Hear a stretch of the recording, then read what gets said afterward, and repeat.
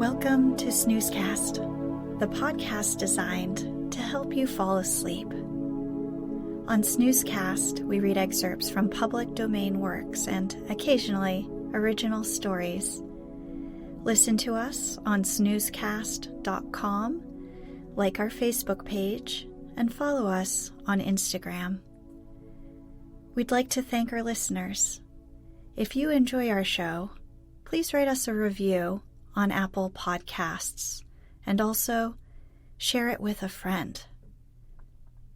This episode is brought to you by Golden Eagles Soaring Overhead. Tonight, we'll be reading The Velveteen Rabbit by listener request. The Velveteen Rabbit is a British children's book written by Marjorie Williams in 1922. It chronicles the story of a stuffed rabbit's desire to become real through the love of his owner.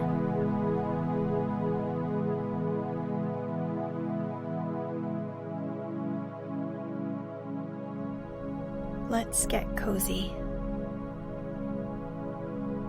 Close your eyes.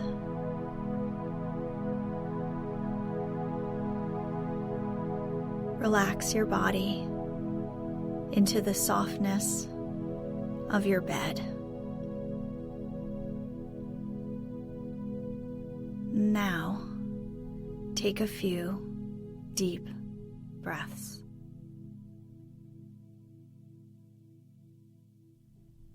There was once a Velveteen Rabbit, and in the beginning, he was really splendid. He was fat and bunchy, as a rabbit should be. His coat was spotted brown and white. He had real thread whiskers, and his ears were lined with pink sateen. On Christmas morning, when he sat wedged in the top of the boy's stocking, with a sprig of holly between his paws, the effect was charming. There were other things in the stocking, nuts and oranges, and a toy engine, and chocolate almonds, and a clockwork mouse.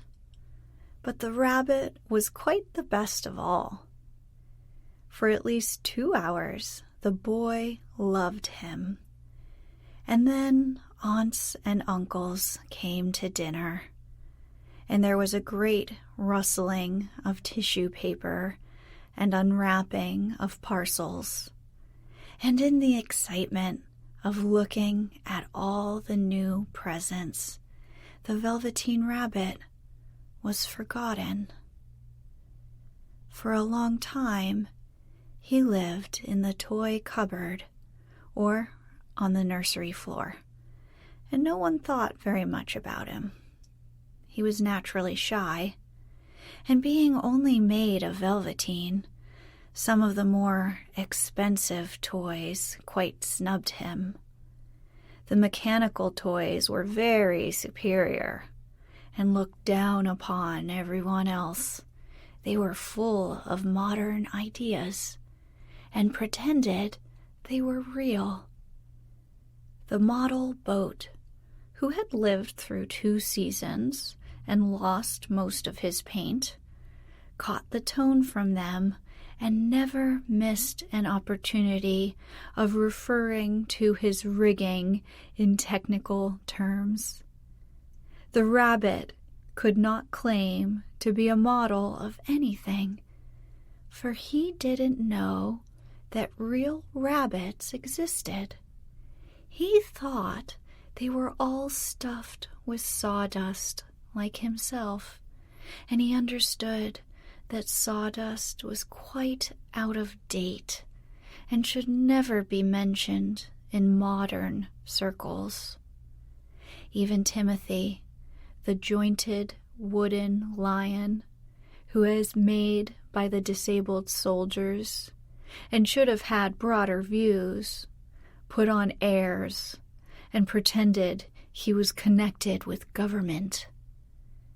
Between them all, the poor little rabbit was made to feel himself very insignificant and commonplace, and the only person who was kind to him at all was the Skin Horse.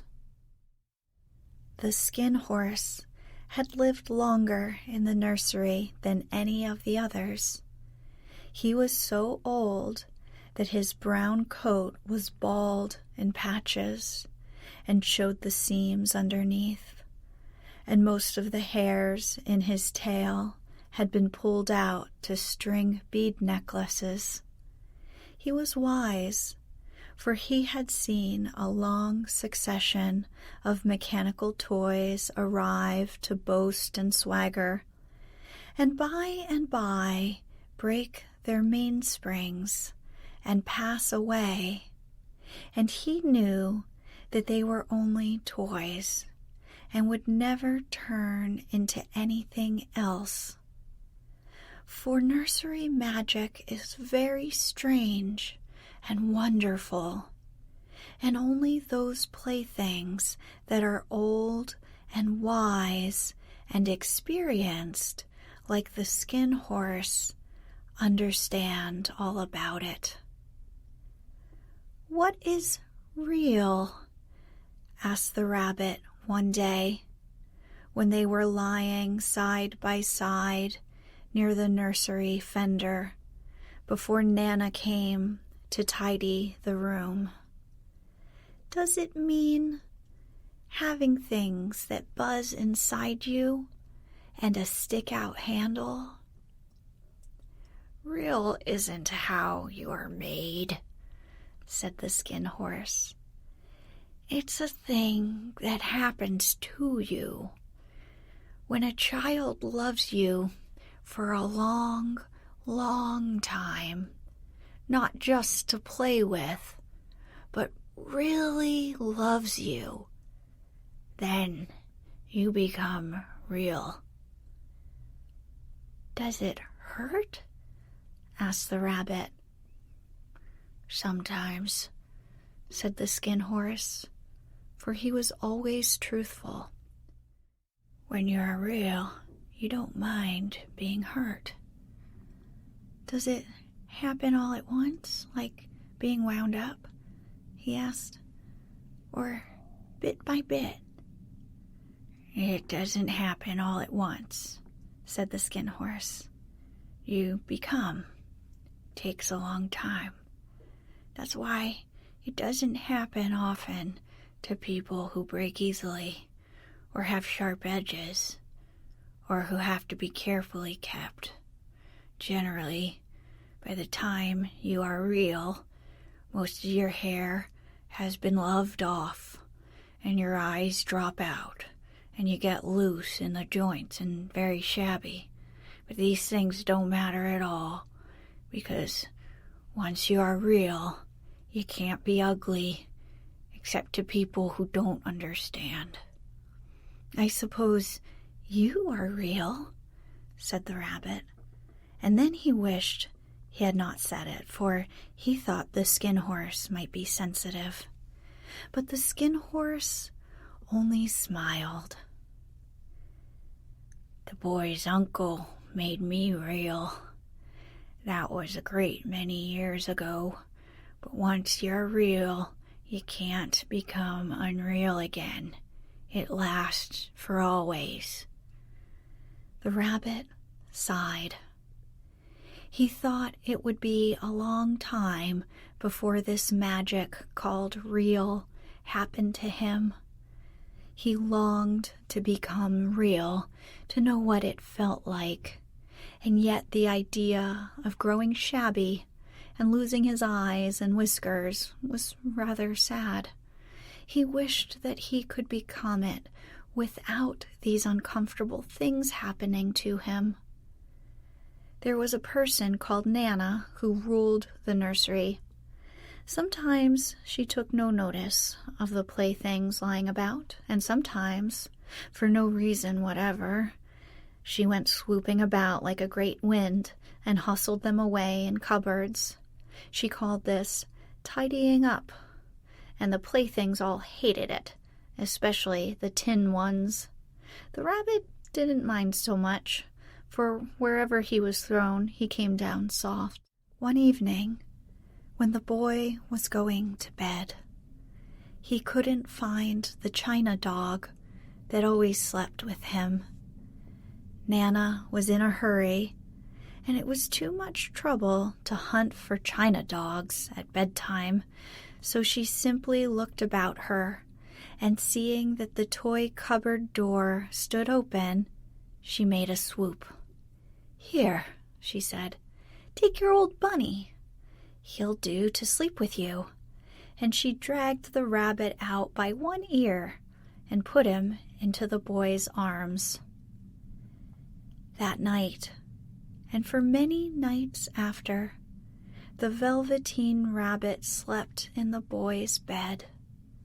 At first, he found it rather uncomfortable, for the boy hugged him very tight, and sometimes he rolled over on him, and sometimes he pushed him so far under the pillow that the rabbit could scarcely breathe.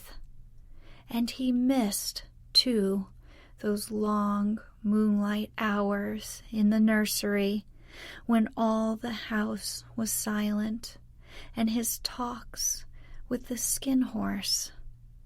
But very soon he grew to like it, for the boy used to talk to him and made nice tunnels for him under the bedclothes that he said were like the burrows the real rabbits lived in. And they had splendid games together in whispers when Nana had gone away to her supper and left the night light burning on the mantelpiece.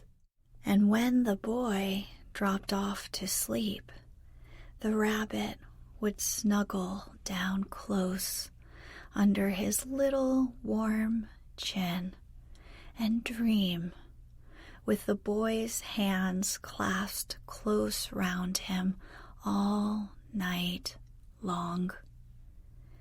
And so time went on, and the little rabbit was very happy.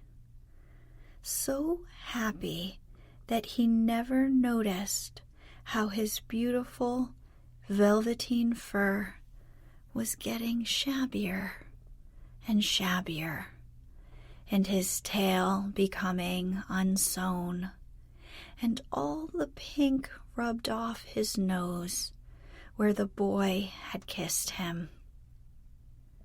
Spring came, and they had long days in the garden, for wherever the boy went, the rabbit went too. He had rides in the wheelbarrow, and picnics on the grass, and lovely fairy huts built for him under the raspberry canes behind the flower border. And once, when the boy was called away suddenly to go out to tea, the rabbit was left out on the lawn until long after dusk, and Nana had to come and look for him with the candle, because the boy couldn't go to sleep unless he was there. He was wet through with the dew, and quite earthy from diving into the burrows the boy had made for him in the flower bed. And Nana grumbled as she rubbed him off with a corner of her apron. "You must have your old bunny," she said. Fancy all that fuss for a toy." The boy sat up in bed and stretched out his hands. "Give me my bunny.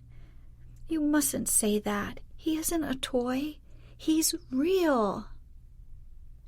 When the little rabbit heard that, he was happy, for he knew that what the Skin Horse had said was true at last. The nursery magic had happened to him, and he was a toy no longer. He was real. The boy himself had said it.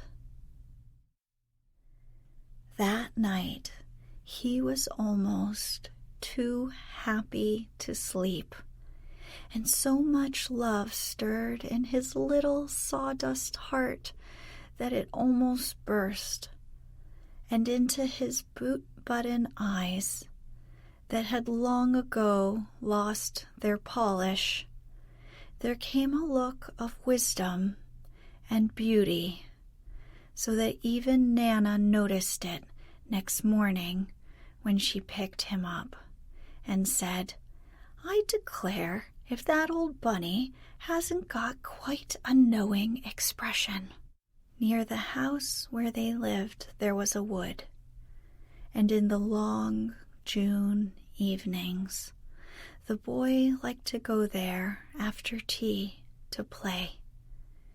He took the Velveteen Rabbit with him, and before he wandered off to pick flowers or play at brigands among the trees, he always made the rabbit a little nest somewhere among the bracken, where he would be quite cozy, for he was a kind-hearted little boy, and he liked Bunny to be comfortable. One evening, while the rabbit was lying there alone, watching the ants that ran to and fro between his velvet paws in the grass, he saw two strange beings creep out of the tall bracken near him. They were rabbits, like himself, but quite furry and brand new. They must have been made very well, for their seams didn't show at all, and they changed shape in a queer way when they moved. One minute they were long and thin, and the next minute fat and bunchy, instead of always staying the same like he did. Their feet patted softly on the ground, and they crept quite close to him, twitching their noses, while the rabbit stared hard to see which side the clockwork stuck out, for he knew that people who jump generally have something to wind them up. But he couldn't see it. They were evidently a new kind of rabbit altogether. They stared at him, and the little rabbit stared back, and all the time their noses twitched. "Why don't you get up and play with us?" one of them asked. "I don't feel like it," said the rabbit, for he didn't want to explain that he had no clockwork. "Oh," said the furry rabbit, "it's as easy as anything." And he gave a big hop sideways and stood on his hind legs. "I don't believe you can," he said. "I can," said the little rabbit. "I can jump higher than anything." He meant when the boy threw him, but of course he didn't want to say so.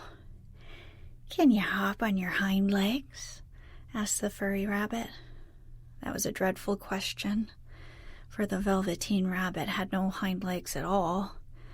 The back of him was made all in one piece, like a pincushion. He sat still in the bracken and hoped that the other rabbits wouldn't notice.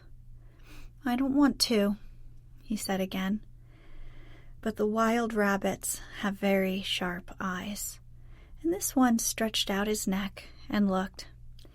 He hasn't got any hind legs, he said. Fancy a rabbit without any hind legs. And he began to laugh. I have, cried the little rabbit. I have got hind legs. I'm sitting on them. Then stretch one out and show me, like this, said the wild rabbit. And he began to whirl round and dance till the little rabbit got quite dizzy.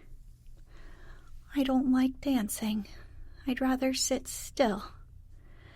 But all the while he was longing to dance, for a funny new tickly feeling ran through him, and he felt he would give anything in the world to be able to jump about like these rabbits did. The strange rabbit stopped dancing and came quite close. He came so close this time that his long whiskers brushed the Velveteen Rabbit's ear, and then he wrinkled his nose suddenly and flattened his ears and jumped backwards. He doesn't smell right, he exclaimed. He isn't a rabbit at all. He isn't real. I am real, said the little rabbit. I am real. The boy said so. And he nearly began to cry. Just then there was a sound of footsteps, and the boy ran past near them, and with a stamp of feet and a flash of white tails, the two strange rabbits disappeared. Come back and play with me, called the little rabbit. Oh, do come back. I know I'm real. But there was no answer.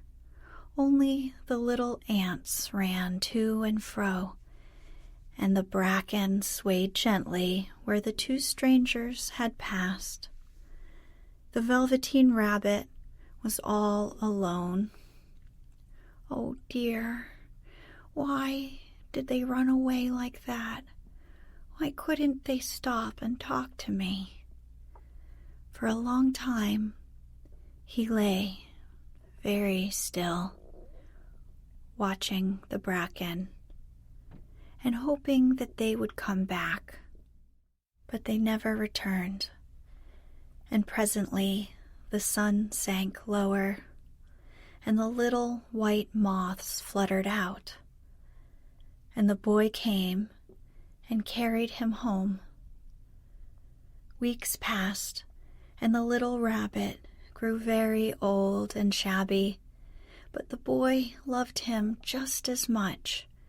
He loved him so hard that he loved all his whiskers off, and the pink lining to his ears turned gray, and his brown spots faded. He even began to lose his shape, and he scarcely looked like a rabbit anymore, except to the boy. To him, he was always beautiful, and that was all that the little rabbit cared about.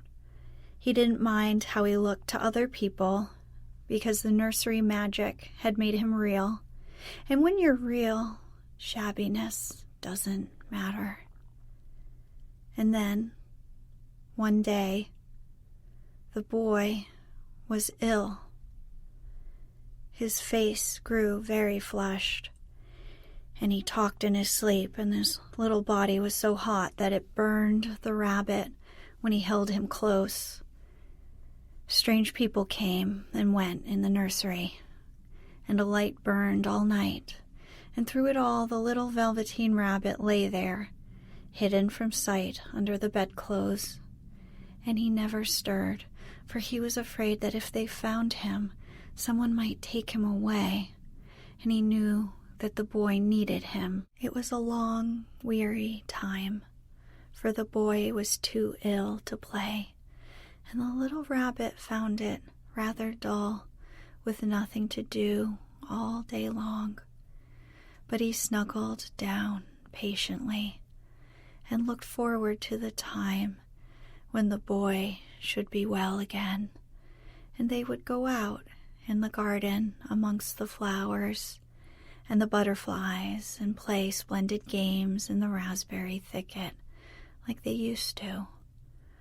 All sorts of delightful things he planned, and while the boy lay half asleep, he crept up close to the pillow and whispered them in his ear.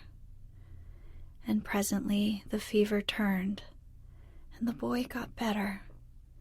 He was able to sit up in bed and look at picture books, while the little rabbit cuddled close at his side. And one day, they let him get up and dress. It was a bright, sunny morning, and the windows stood wide open. They had carried the boy out on the balcony, wrapped in a shawl, and the little rabbit lay tangled up among the bedclothes. The boy was going to the seaside tomorrow. Everything was arranged, and now it only remained to carry out the doctor's orders. They talked about it all, while the little rabbit lay under the bedclothes with just his head peeping out, and listened. The room was to be disinfected, and all the books and toys that the boy had played with in bed must be burnt. Hurrah, thought the little rabbit. Tomorrow we shall go to the seaside. For the boy had often talked of the seaside, and he wanted very much to see the big waves